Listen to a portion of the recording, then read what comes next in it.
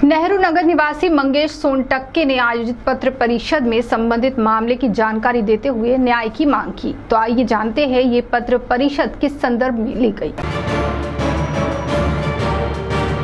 नेहरू नगर निवासी मंगेश सोनटक्के नामक व्यक्ति के घर में मनपा कर्मचारी किसी भी तरह का नोटिस न देते हुए पहुंचे और उनके घर में आकर तोड़फोड़ करने लगे। ऐसी जानकारी आयोजित पत्र परिषद में मंगेश सोनटक्के ने दी। इस संदर्भ में और उन्होंने क्या कहा, आप स्वयं सुनिए। माझं नाव मंगेश रामदास सोनटक्के आहे। मी नेहरू नगर चंद्रपूरला राहतो। दिनांक 2 ऑगस्टला माझ्या घरी महानगरपालिकेचे 10 ते 12 लोक आणि एक अधिकारी हे सगळे माझ्या घरी, आम्ही घरी नसताना मी ऑफिसला गेलेलो होतो, माझे दादा शॉपला गेलेले होते। ते 11च्या दरम्यान सकाळला आले आणि सरळ तोडफोड करायला लागले। मागचा जो गेट आहे आमच्या घराला जो मालकी हक्कातला जो गेट लागलेला आहे ते त्यांनी तोडायला लागले। त्यामध्ये आमच्या घरच्या लेडीज मध्ये गेले असता त्यांना धक्काबुक्की केली, त्यांना धमकी देण्यात आली की तुम्हाला अंदर करण्यात येईल।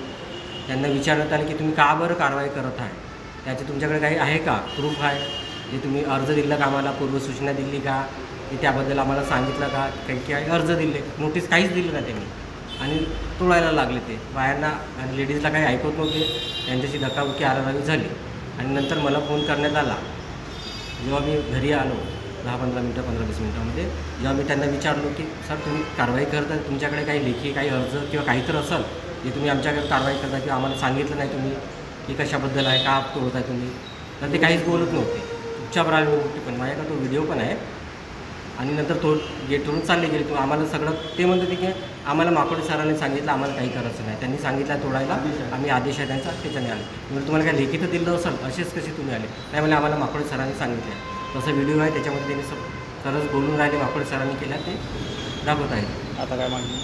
आता सर एकच आहे की जे करायचं होतं त्यांनी सगळं आमची पण बाजू ऐकून घ्यायला पाहिजे होती। तिथे ॲक्च्युली रोड आहे नाही जे ती मागणी करून राहिली आहे। तो आमचा इंडिव्हिज्युअल आमचं घर आहे ते, आणि जी जागा ठेवली आम्ही रस्ता तो जे 2 फीट त्याची गली ते आमच्या वापरासाठी ठेवलेली आहे। ही कशी कारवाई केली हे आणि त्यांच्यावरती कारवाई करण्यात यावी माझं असं म्हणणं आहे। माकडीवर त्यांनी केलं तर काय ते इलिगली नाही, त्यांच्याकडे पण म्हणजे आमच्याकडे असं काय त्यांनी प्रूफ नाही दिली, काही नाही, आमची मतं नाही, म्हणजे आमची बाजू नाही मांडता आली त्यांच्याकडे। हे सगळं करायला पाहिजे होतं त्यांनी, अशी कशी का त्यांनी कारवाई केली, त्यांच्यावर तक्रार किंवा त्यांच्यावर जी पण फौजदारी कारवाई करता येईल ती करावी। CTV के लिए प्रतिनिधि वैभव रोयारकर की रिपोर्ट।